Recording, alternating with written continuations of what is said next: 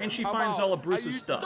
And this should be the big scene. This should have been a really powerful sequence where she finally learns the truth about things that have been haunting her. Right now, let me phone the brother right now.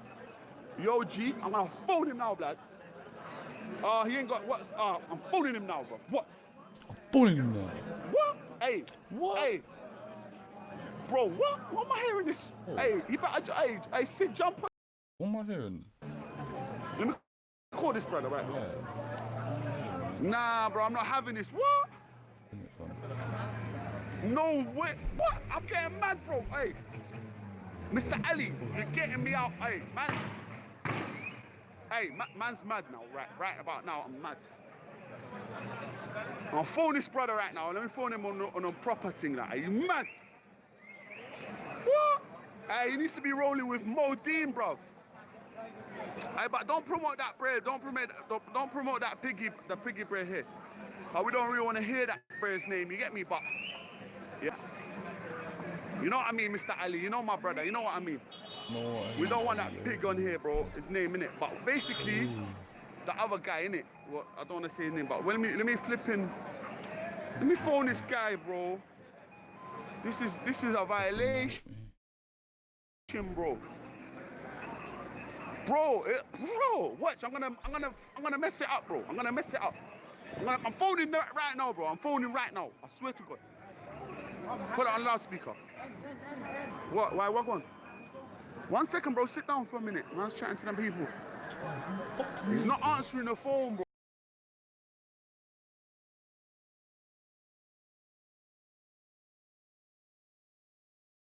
bro.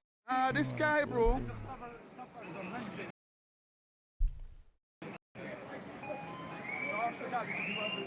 Hey, listen, Mr. Ali, what? Mr. Ali, you know, trust me, Mr. Ali, it's mad, bro.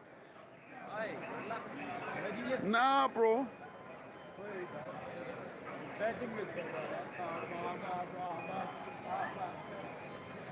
This is a madness, my brother.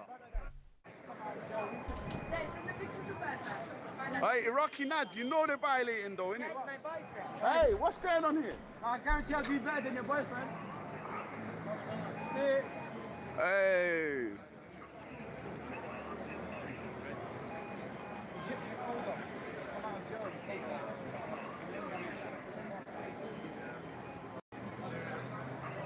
Anyway, I messaged him, waiting for him to holler at me. I'm telling you, Iraqi, it's a mad thing.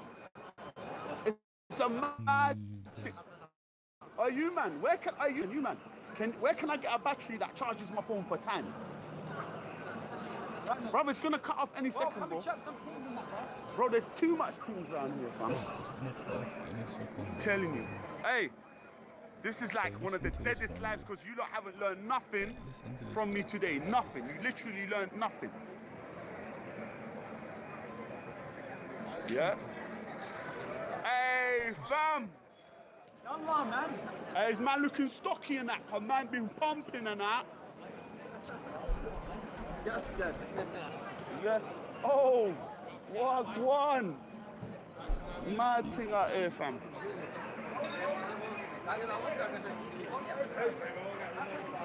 Hey, shout me out. Shout out Adil. Oh my gosh, Mr. Ali, thanks for the information, my brother. All right, you lot, I'm gonna cut this live stream. Gosh, Mr. Ali, thanks for the information, my brother. Who's Candy? You lot, I'm gonna cut this live stream. Hey, listen, I'm gonna cut this live stream. My battery's low. Who's Candy? But thanks for the information, Mr. Ali. We're gonna pattern something still. Yeah, man, it's all love and that. Yes, man, like Tetley and that. Come on, PG tips and that. Hey, listen, I'm cutting off now, G. I'm cutting off now. My guys want me to cut off, so I'm gonna go right now. Alright, cool. Say nothing. Big up all the real ones and that. Hey, say nothing, man's out. Bless, yeah. Hey, thank you, Mr. Ali, for me. No, yeah. Come on, Mr. Ali, my guy. Wa alaikum salam. Salam. Alright, I'm done. Bye.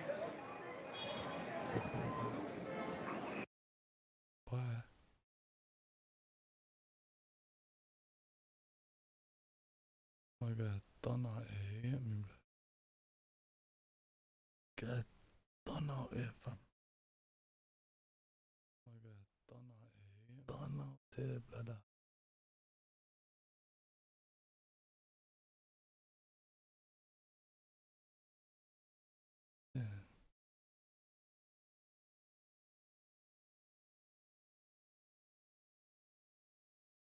Do you know what?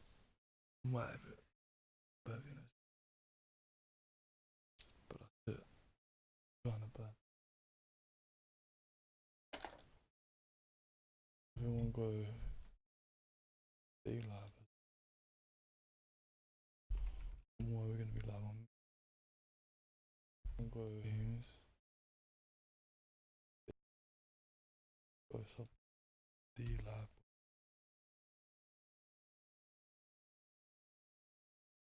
Proper things.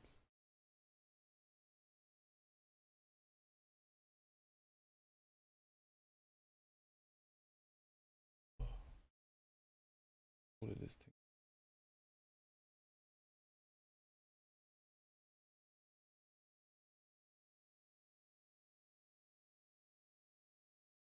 Oh my word.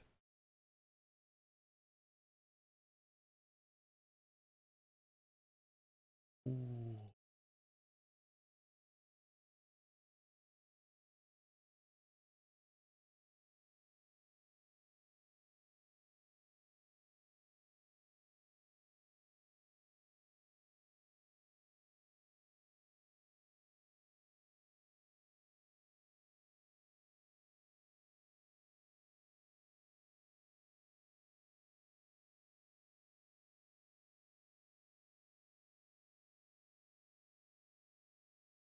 Man. Sins. Bästa alla.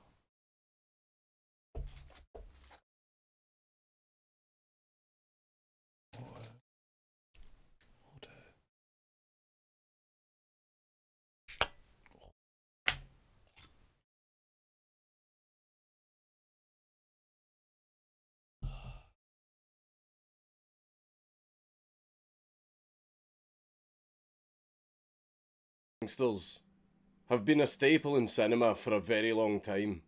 Even though gangsters did some pretty horrific things, people still really enjoyed that theme, that aesthetic. But people seem to forget that the mob pretty much had a complete stranglehold on almost all organised crime throughout the 20th century, on everything from extortion to contract killing. But there is a man who is considered the mob boss, the gangster, who has the most infamous name in organised crime, mainly because he pretty much created the template for organised crime that all future mob bosses would follow.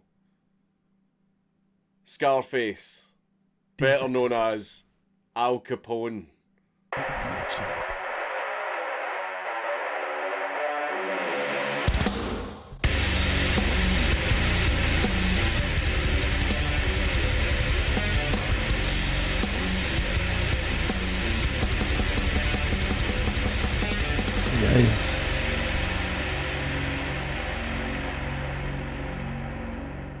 But before we get into the Mad Lad, a big thank you again to Raid Shadow Legends for sponsoring this video. Raid has pretty much become a Goliath at this point, with over 10 million players worldwide and an almost perfect score on the Play Store. It has great graphics, excellent gameplay, and has over 400 champions for you to collect with over 1 million different builds. You can play the fully voiced story mode or go on raids with your friends, or you can really annoy people by slapping them around in the PvP arena. The highly detailed champions can now be customised, and you can even choose artifacts to help you design your unique build. The new Faction Wars update has also gone live, which is a lot of fun. New players will also get daily login rewards for the first 90 days with the new player reward program. So if you click my link down in the description, you will get 100,000 free silver and a free epic champion, Lightswarm, who is hella boss because just look at him. Just look at him. Thanks very much for clicking these links, guys. You really helped me out.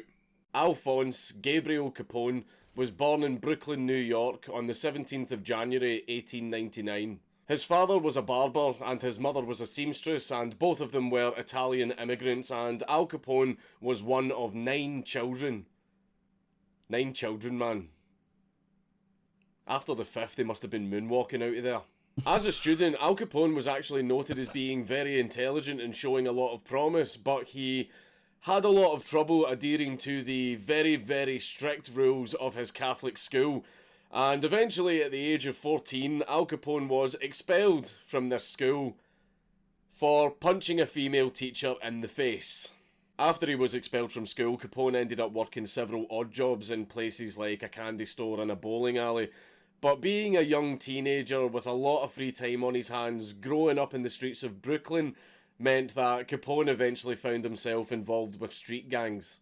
Capone started off with small-time gangs like the Junior 40 Thieves, the Bowery Boys, and the Brooklyn Rippers, but after a while, Capone managed to build up enough of a violent reputation that he was able to join one of New York's most notorious gangs, the 5 Points Gang, who were based in Lower Manhattan. It was during his time in the 5 Points Gang that Al Capone would first meet two of his closest associates, Frankie Yale, a racketeer who owned a dance hall in Coney Island, and Johnny Torrio, a man that Al Capone would end up regarding as his mentor. Johnny Torrio managed to get Al Capone a job as a bouncer at a Brooklyn nightclub that was owned by a friend of his, and one night at the club, while Al Capone was throwing out a woman for being drunk and belligerent, she apparently kicked and spat at Capone. Capone was really pissed off by this and punched the woman in the face.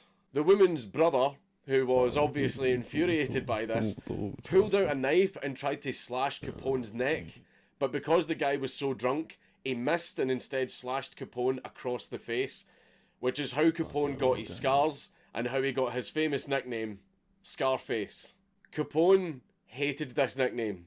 He hated it. He hated the scars on his face so much that anytime he was aware he was having his picture taken, he would quickly turn his head to the side to hide the scars so that they wouldn't show up in the photograph. And most of the pictures that we do actually have of Capone's scars all come from times where he wasn't aware he was being photographed.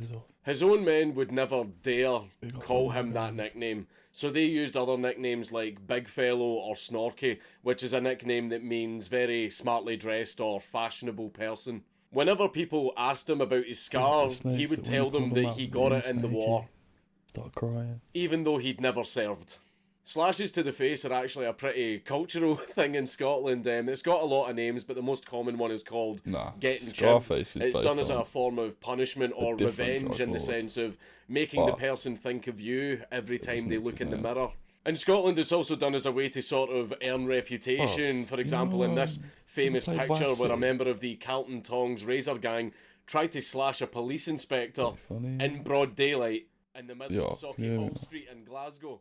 Famous Scottish actor Tommy Flanagan, who you all probably know from Sons of Anarchy and Braveheart, he actually has 2 chibs on his face that he got when 2 men jumped him outside of a nightclub where he was working as a DJ. It's also nearly happened to me a few times, but I was very lucky because I either managed to duck just in time or managed to escape. So I managed to save this absolutely beautiful face of mine. I'm just going to give you a second to let you drink it in. Right, yeah, have you ever played Vice City? Fucking play Vice City, yeah. That's who that. Obviously, it's based off Scarface, yeah. But that guy that Scarface is based off ain't actually Al Capone. Al Capone was like in the 50s, yeah. The fucking Scarface is based off some Miami drug dealer. Right, but they called him Scarface in the film for some reason. On his face, yeah. Right. I know he's got acne marks, yeah, but it ain't that bad.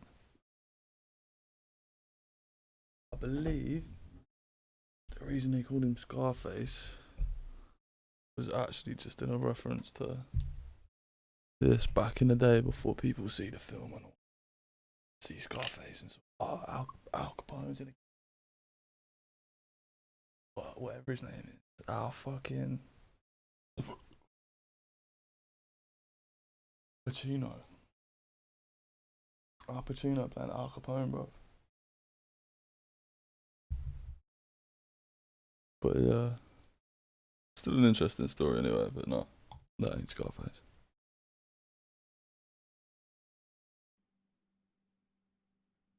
welcome. Now let's get back to Capone. At 19 years old, Al Capone married an Irish woman called May Josephine Coughlin, and they had a son called Albert Francis Capone. And despite Capone's criminal lifestyle, they actually had a very good marriage. When Capone was 20, he was asked by Johnny Torrio to accompany him to Chicago because Torrio had actually been summoned by crime boss James Big Jim Colosimo to work for him as an enforcer. Capone decided to accompany Torrio to Chicago, and that's where Al Capone would rise to infamy. Capone started off in Chicago by working as a bouncer at one of Colosimo's many brothels, and it was during this time that Capone contracted syphilis. I'm sure you can all imagine how that happened, but had Capone actually sought treatment for his syphilis early enough, he could have actually been cured. But he just didn't bother. Capone bought a house in Chicago for him and his family to live in, and slowly but surely he was getting more and more involved with various areas of the underworld. But to the public and to the media, he was seen mainly as a boxing promoter for, you know, those very special fights. The ones where it seems that the outcome was almost predetermined in such a way to make the right people an awful lot of money. If you know what I mean. It was during this time that Al Capone first started appearing in the media, but he wasn't being presented as Al Capone the gangster, he was being presented as Al Capone the boxing promoter. In 1920, under very mysterious circumstances, Big Jim Colosimo was murdered, and with no one around to run the criminal empire, Johnny Torrio stepped up to take control of everything, with Al Capone as his right-hand man. Now, it has been rumoured that Torrio and Capone were actually the ones who killed Colosimo so that they could take over, but it's never been proven. So overnight, Johnny Torrio took charge of the largest Italian organised crime group in all of Chicago, and Johnny Torrio always did everything he could to avoid a gang war, so whenever there was disagreements, he would always opt for the diplomatic approach, because Torrio was absolutely terrified of getting whacked, so he always played it safe. However, despite playing it safe, there was a gang that Torrio and Capone were always worried about. Yeah, Al Capone's a mad gangster, but he just does typical gangster shit. By a man called Dean O'Banion. The reason they were so worried about the Northside gang is because they knew... Alright, look. You wanna know what real evil looks like? You wanna know what a real gangster looks like? I'm not talking about, you know, showing off. I'm talking about evil. You know, the darkness of man. Real evil. Uday ordered his bodyguards. Some of you might be unfortunate enough to know a spoiled brat. Someone who had a rich and powerful daddy, and when they were growing up they got given whatever they wanted, and that in turn turned them into an arrogant, insufferable douchebag. But some brats' fathers are so powerful that the brat doesn't just get whatever they want, they can do whatever they want. And that can be quite a deadly combination, especially when the spoiled brat in question is one of the most violent psychopaths that the world has ever seen. The Ace of Hearts, Uday Hussein.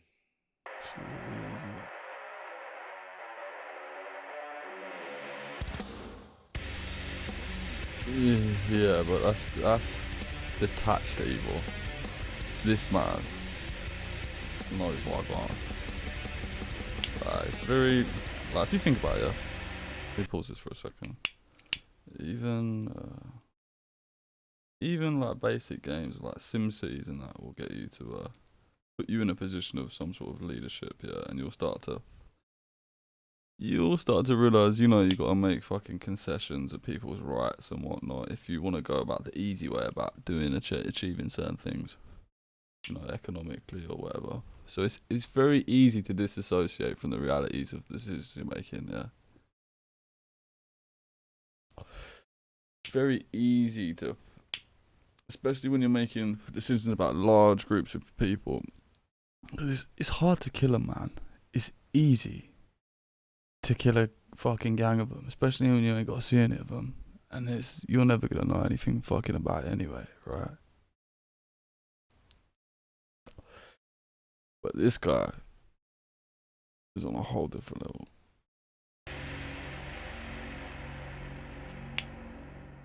But before we get into the mad lad, it's your boy, Raid Shadow Legends. This hot But and yeah, don't get me funky wrong, fresh Nazi, top of the charts mobile mad game evil has cunt. over 400 champions for you to collect Like from that. 16 different But factions this guy, and with trust me. over 1 million different builds. I've never, Over mate, I've 300,000 never heard of reviews, anyone as Raid has despicable as this almost geezer in my perfect entire life. score on the Play Store. You can play through the fully voiced story campaign or fight each other in the Like, PvP like arena. what you used to do is, yeah, you would drive around Baghdad, yeah, looking for weddings, yeah, and then he'd walk in, kidnap the bride, rape her, and drop her out on the side of the road. That was just one of his favourite things to do. Just one of the things he liked to do. Imagine that, bro.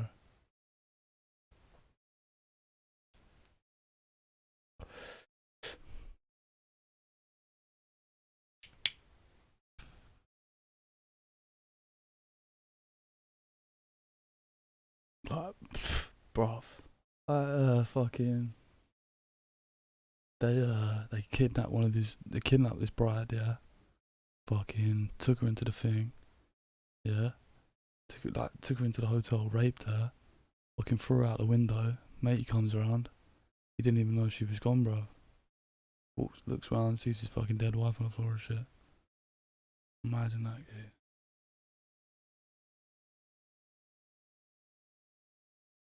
Yeah, man. And the thing is, bro, when he was doing that fucking Hong Kong stuff, he was actually out there in the thick of it, man. Bit mad, bro. Trust, bro. Like, it's all a bit like, I know it gets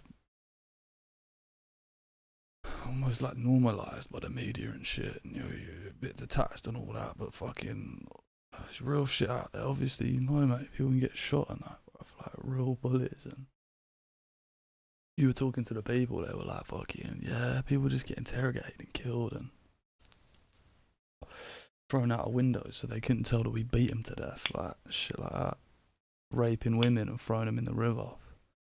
So it washes the jizz out and all that. Like, what the fuck?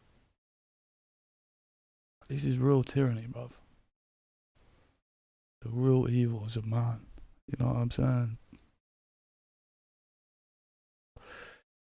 Representatives of manifesting through the weakness of man.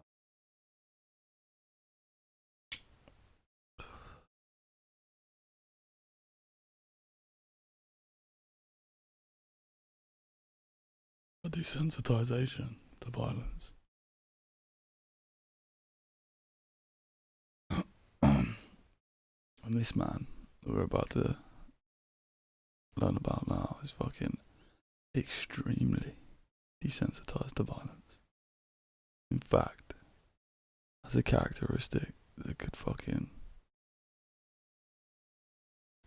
you know, dominate and be the preemptive fucking attribute of his entire life. Only available for the next 30 days if you use my link down below. Click the link. Click the link. Click the link. Click the link. Uday Saddam Hussein Al-Tikriti was born on the 18th of June 1964, and he was the eldest son of his mother Sajida Talfa and his father Saddam Hussein.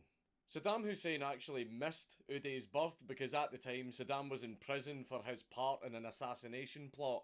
It's also probably important to point out that Saddam and Sajida were first cousins, which might kind of explain how Uday turned out the way he did. And then, in 1979, Saddam Hussein became president of Iraq when Uday was just 15 years old. Now, we all know what Saddam Hussein was like. He was violent, he was ruthless, he was brutal, he amassed a lot of stolen wealth, amassed a lot of power, and he was feared all throughout Iraq, and no one dared question his authority because they knew there would be extreme consequences for it. And people felt the exact same way about Uday. Growing up this way obviously had an effect on how Uday turned out. He was given whatever he wanted. Right, let me show you a video.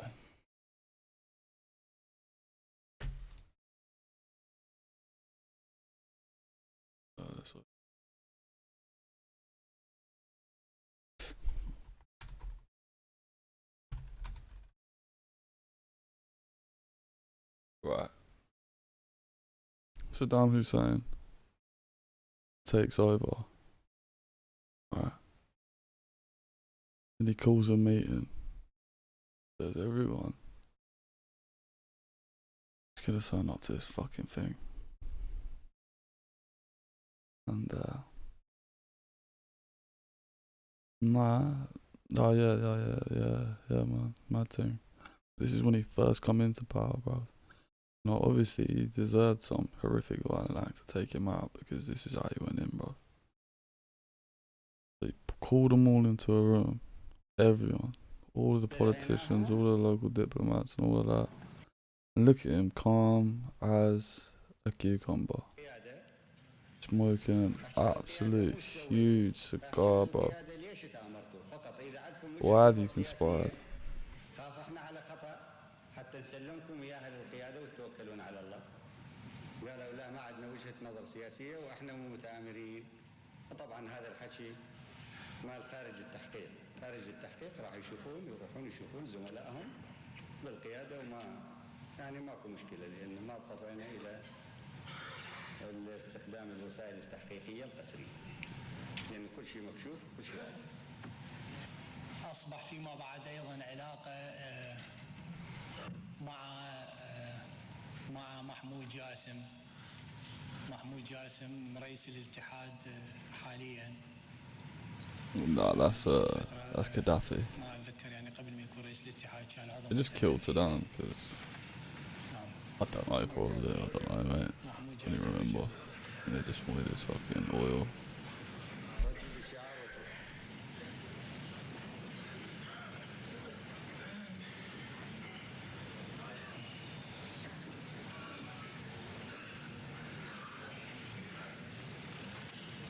So yeah, we did some investigation, yeah, something. He just calls a name.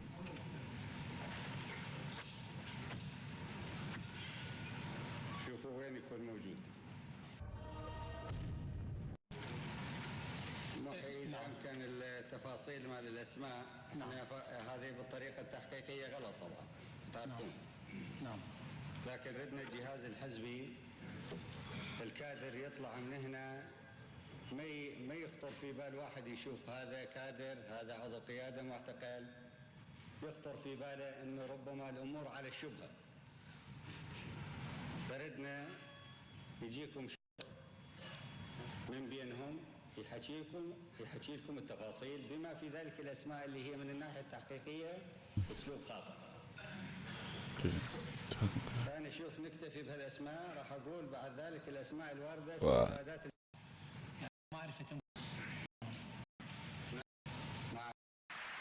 Quite a long story short, yeah. Every single man here knows at any moment they can get called, bro.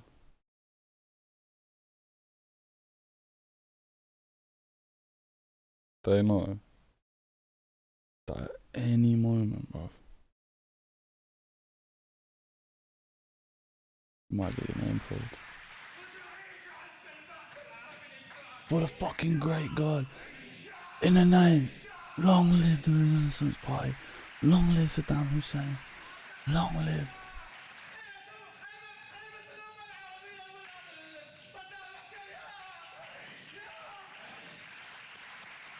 He's about to die, bro.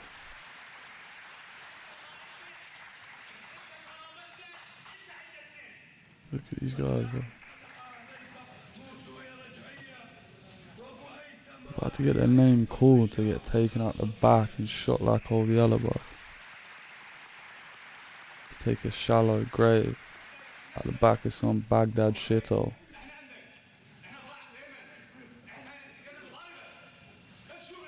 Because they're crying because they're afraid. They all know. They're all sitting there thinking, fuck, is he about to call my name? Oh my god. Oh my god, am I about to be taken out the fucking back and shot, bro? And it's like, what the fuck is going on? Look, he's in tears, bro. People are like, it's your responsibility. Execute them. Yeah.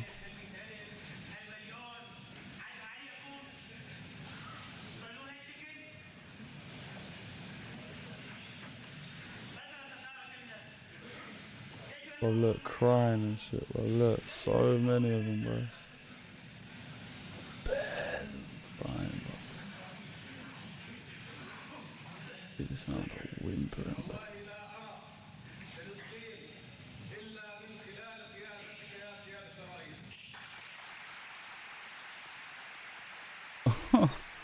To be honest, bro, Saddam would have dealt with you, man, a long time ago, to be honest, guys.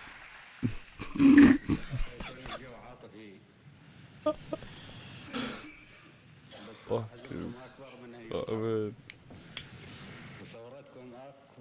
literally should have sat down below here, but we can.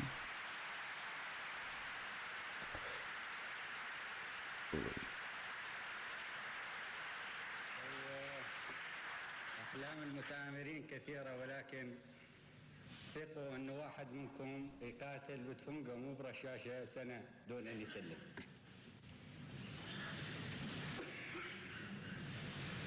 فهذه أحلام، لكن احنا نعرف شنو هو حزب البعث العربي الاشتراكي. نعم. يجوز نريح لك. نعم.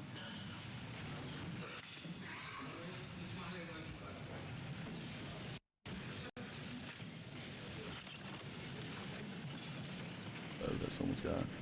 Someone's gone, bro.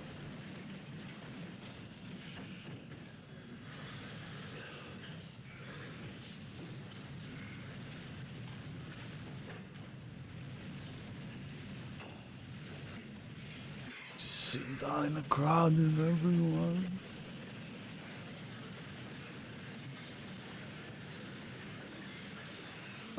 Yeah, look, we all just look. I've been unbanned on my original account. Can we all just go on our actual accounts? That'd be great.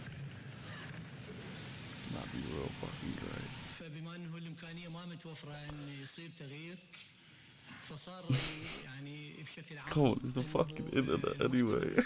ربما خلال سنه فلذلك Not real boys. في هذه المرحله نحاول في هذه المرحله قدر الامكان ان يطرح شعار استمرار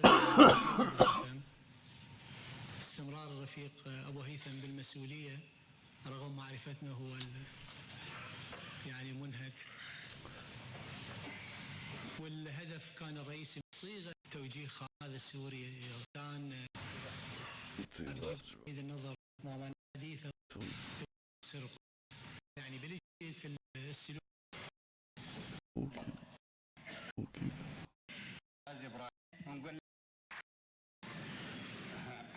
We're going out the back, bro. We're out the back, guys. Just keep his head down. He knows he's alright. This one knows he's alright, bro. Little clap as well.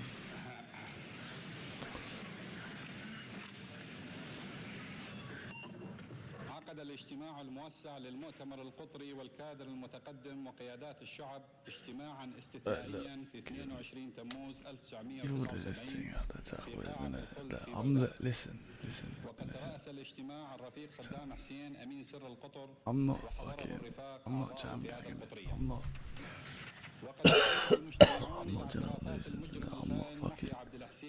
I'm not lemon drop, so I'm not fucking.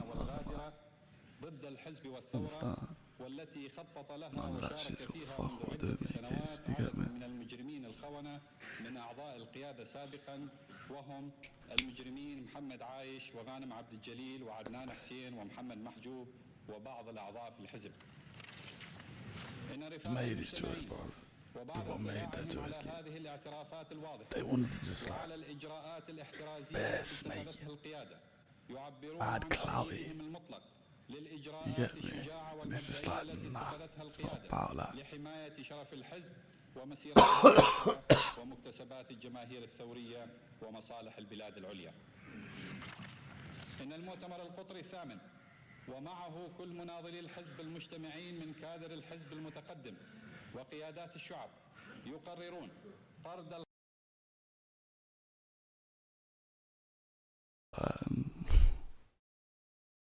don't know.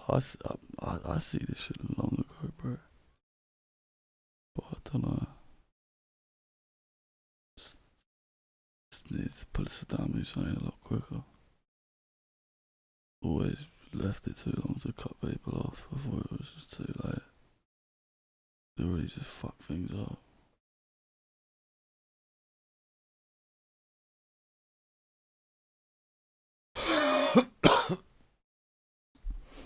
You man don't even know CX ready, for fuck's sake. CX ready, bro. You think Lemon Drops is it? You think Lemon Drops is his name, bro. His name's CX ready, guy. CX ready, guys. Bros to me.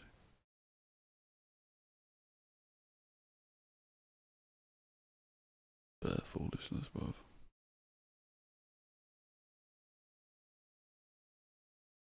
Trust me, big up CX ready. You fucking done though, bro. Bruv, literally, yeah. Lems was just that dickhead that used to join VC every now and then. I'd rip the piss out of him. Like, you get me?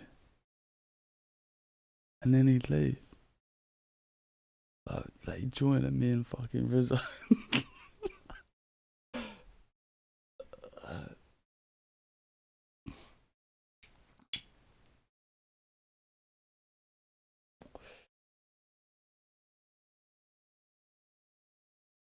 A nuisance as well, bruv. He literally had 3 viewers before man started linking him out. Like me and Glock used to hold his fucking chat down, bro. You get me?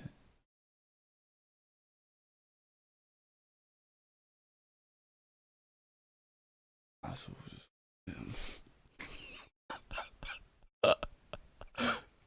just bare fucking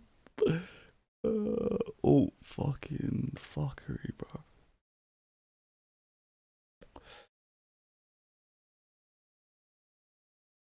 It's all just poisoning wells and fucking bad propagandas and bad contextualizing this, and it's just like raw, bro. What the fuck is? Imagine moving like that.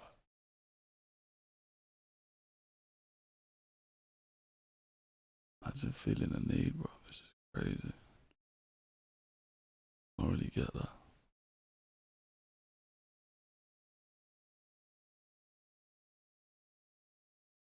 Cause you know what happens, bro. You know, it's like building a house on sand, bro. Yeah, man.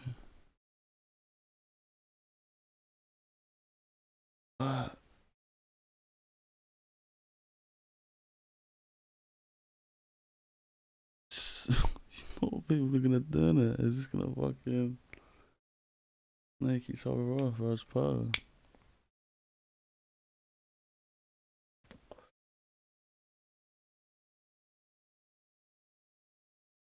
Like, there's very few real ones out there. You know what I mean?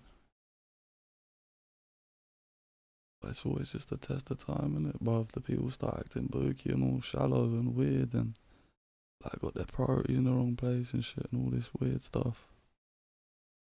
You get me?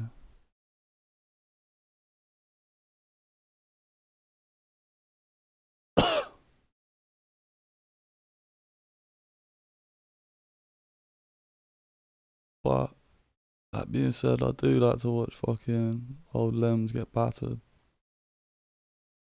But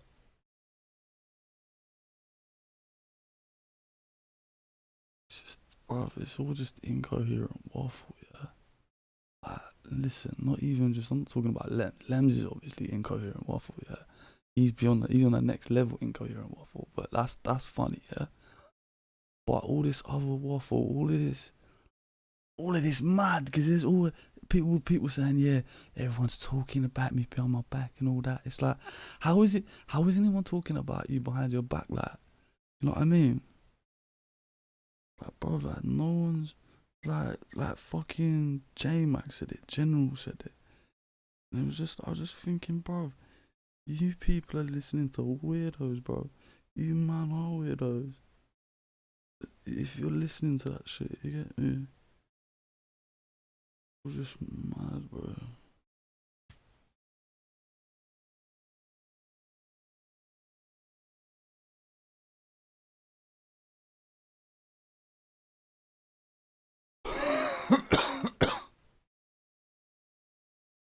It's all fucked, bro.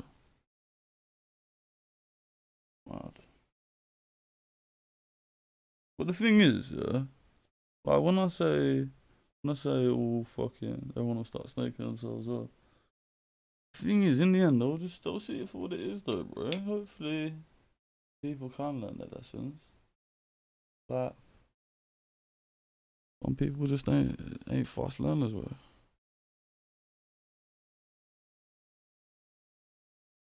Or whatever, you know what I mean? So people are just better at certain things than other people at certain times, whatever. You get me? It's all mad, bro. Fuck it.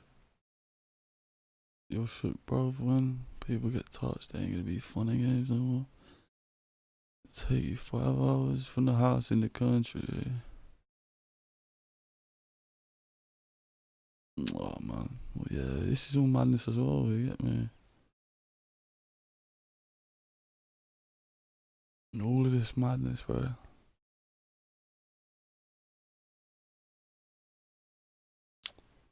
Swear, it's fucking literally waffle, bro.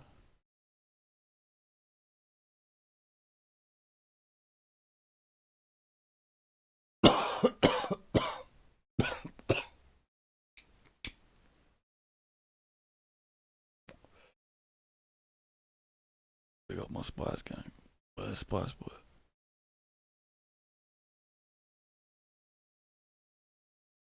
Oh, I'm just trying to smoke crack anyway, bro. Literally, I want whatever Lems is smoking, bro.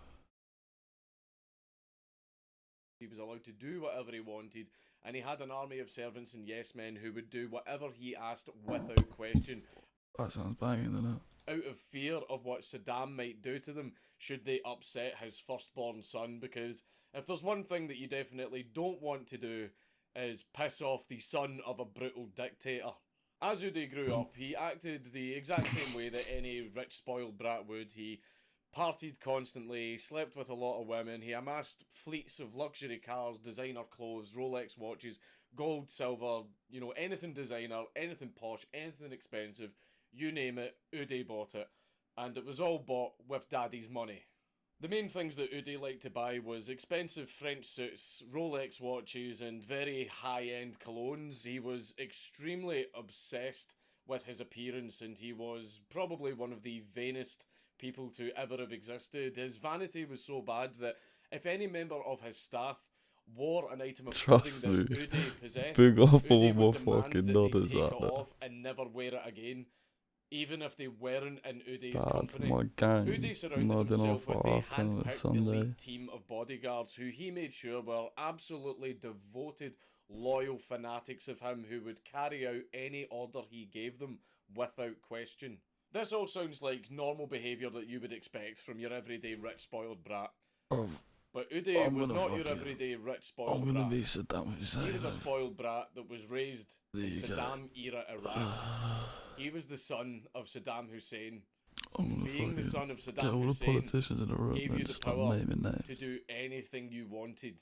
Just be like, bro, you're gone. Anything. So because Uday was the son of Saddam Hussein, Uday witnessed a lot of atrocities while he was growing up. Everything from torturing to executions. And Uday idolised his father and wanted to be just like him.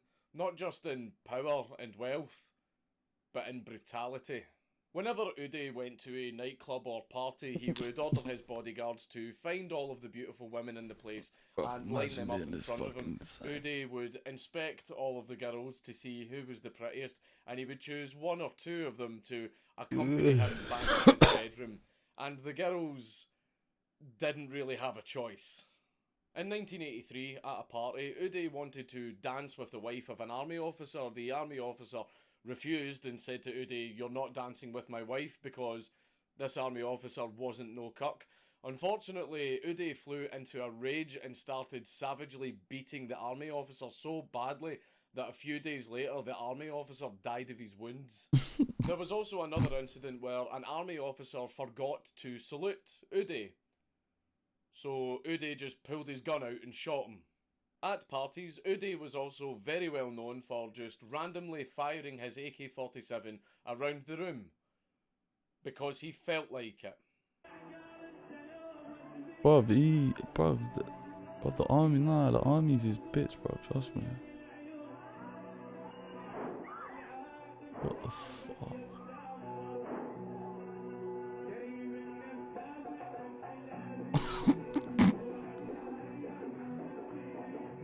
There are very many horrific things that Uday did, but first we need to ask ourselves, how do we know all of this information? Because no doubt a lot of these horrible things. See what, bruv, trust me. See this guy, bro. Like, he's not. like, that was casual, like, it was such a casual act, yeah.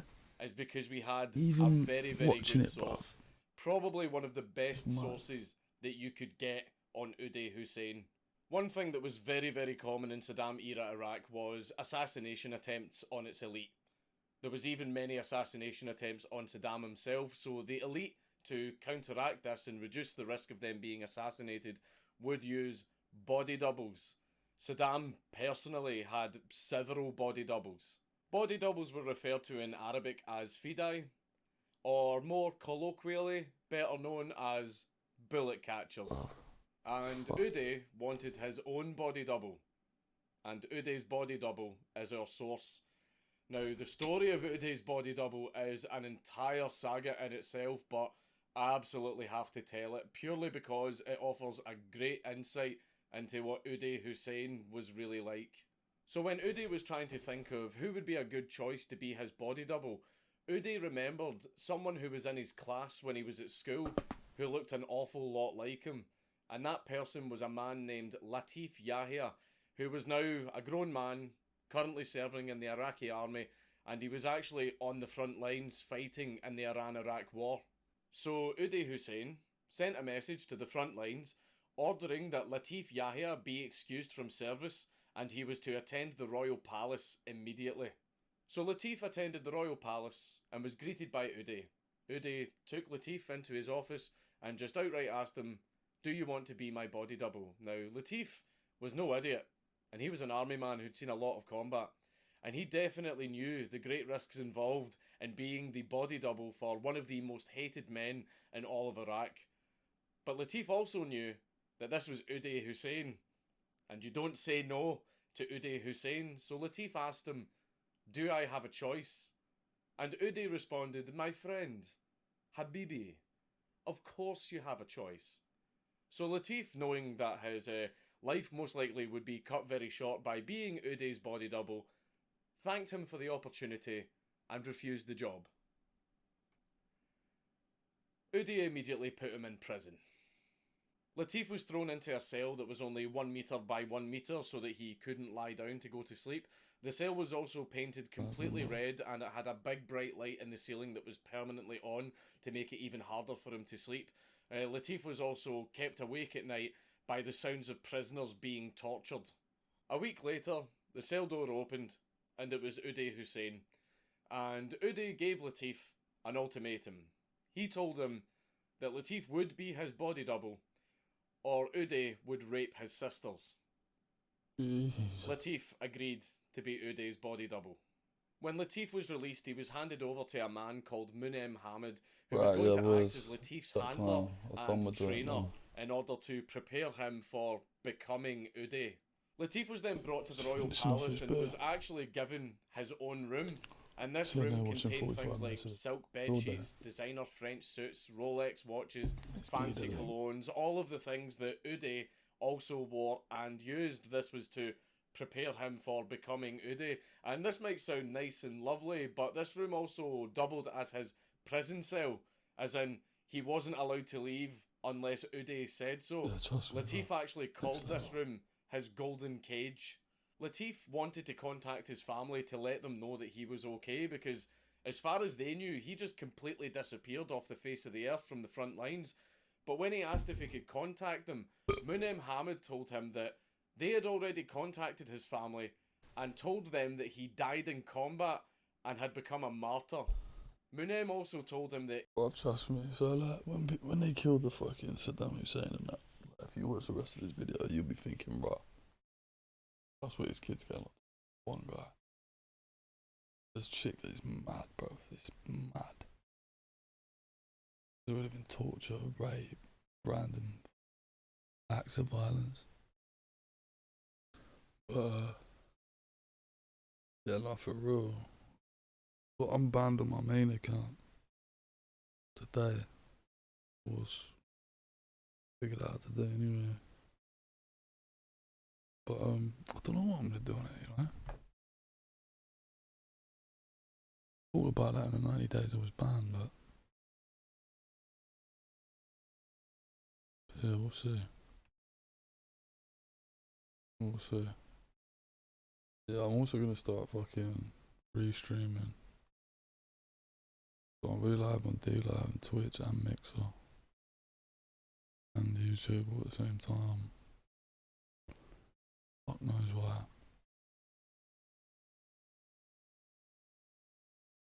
Shimbra, if you get me. Netting geese. But anyway, big up. Everyone fucking watching. Big up there. Big up the man them, you get me. Mad thing.